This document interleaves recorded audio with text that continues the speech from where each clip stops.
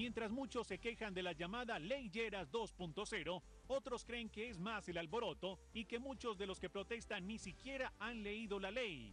Espere este debate hoy a fondo. En otras noticias, tras haberse aprobado el pasado 10 de abril la Ley 1520 de 2012, también llamada Ley Lleras 2.0, esta semana el senador del Polo Democrático Camilo Romero demandó la ley por considerar que es inconstitucional. Para muchos, esta ley que regula los derechos de autor se presta para varias interpretaciones y deja algunos vacíos. Otros creen que es más el alboroto y que muchos de los que protestan ni siquiera han leído la ley. Pero ¿cuáles son los artículos más polémicos de la ley y por qué generan tanto rechazo entre los activistas de Internet? Esto se lo contamos a fondo.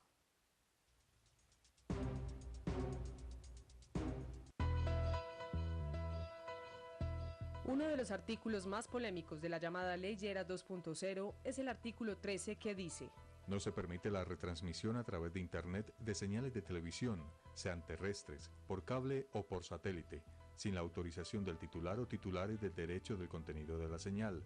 Según el senador Camilo Romero, quien demandó la ley la semana pasada, este artículo atenta contra la Constitución.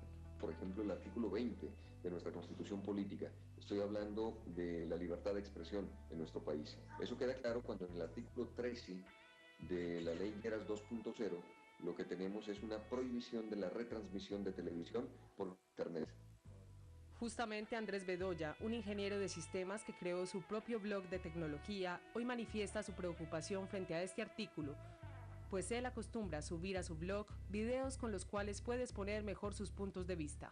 Si yo quiero hacer una noticia en mi blog, ya me va a tocar escribir todo porque no puedo poner un video sin saber si el autor me da permiso de publicarlo ahí, porque es de una manera una retransmisión. Sol Beatriz Calle, abogada especialista en propiedad intelectual, no cree que se esté atentando contra la libertad de expresión. Pero una cosa es informar y poder expresar lo que es propio o lo que otros me permiten que exprese, y otra cosa es disponer de creaciones sobre las cuales decide su dueño. Esa falta de claridad es lo que ha hecho que estén hablando de que hay una transgresión al derecho de expresión, que a mi modo de ver no es así. Las penas que incorpora la ley también han sido controversiales. En el artículo 16 de la ley dice: quien viole los derechos patrimoniales de autor y los derechos conexos incurrirá en prisión de 4 a 8 años y multas de 26.66 a 1.000 salarios mínimos legales mensuales vigentes. Ante este punto, las opiniones también están divididas. En Colombia no hay proporcionalidad para los delitos de derecho de autor. Es decir, cualquier violación al derecho de autor da lugar a 4 a 8 años de cárcel. Y ya lo que vimos es que, por ejemplo, aquí en Bogotá, el fallo contra alguien por carrusel de la contratación fue 5 años. Los paramilitares están llevando 8 años de cárcel. Delitos como el abuso sexual con menor tiene la misma pena. Es decir, aquí hay un tema penal que no se discutió en su momento y que tampoco estamos discutiendo hoy. Hay algunos que opinan que aunque no apoyan en lo más mínimo la piratería y están de acuerdo con que se proteja a los autores, la nueva ley no se adaptó a la realidad y a la actual naturaleza de Internet.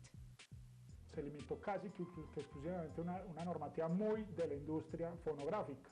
Entonces vos ves muy bien definido fonograma, vos ves muy bien definido impresión, una cantidad de cosas que son de tecnología que no es la actual. Se perdió una oportunidad de hacer una ley moderna, progresista. Por ahora el senador Camilo Romero inició un movimiento llamado Reset, con el que busca el apoyo ciudadano para respaldar su demanda ante la Corte Constitucional. Ante situaciones como estas de la Ley Lleras 2.0, lo que queda demostrado es que es el sistema el que está fallando. El sistema como un todo. Y cuando falla el sistema, lo que hay que hacer es reiniciarlo. En una semana, el movimiento Reset ya cuenta con más de 5.000 firmas que respaldan la demanda de la Ley 1520 de 2012 o Ley Lleras recargada. Y ante el preocupante panorama de la piratería informática en Colombia, están quienes justifican el hecho de realizar descargas ilegales por Internet debido a los altos costos de los contenidos. Otros opinan que la actual industria de derechos de autor debe reinventarse. Y por último están quienes se muestran de acuerdo con que haya leyes más estrictas que combatan la piratería en Internet.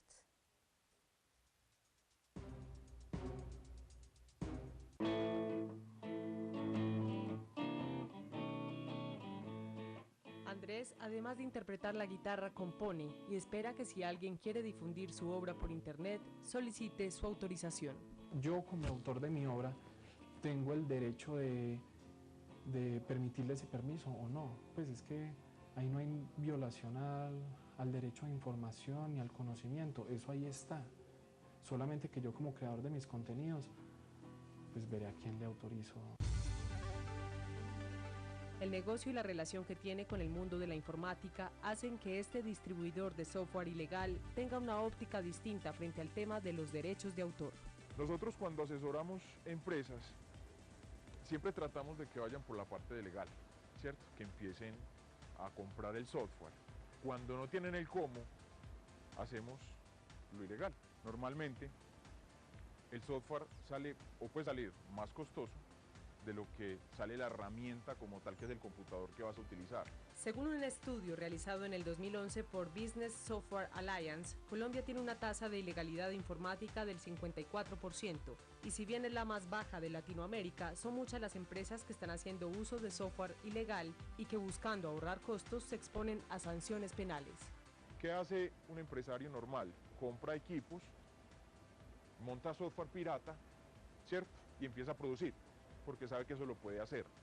O sea, no dentro de lo legal. El argumento de que entonces las productoras de industrias de derechos de autor cobran mucho por un libro, cobran mucho por un software, pues es lo mismo, ¿cierto? Usted también tiene que pagar por los servicios de internet y también tiene que pagar por estas redes o por tener acceso a más megas de uso de su información en la web. Hoy en día, por ejemplo, en Colombia, en el sector de la música, el 90% del mercado está en propiedad de los piratas. Ha sido muy difícil el ingreso a las redes, al internet, de la música, de la venta de música legal.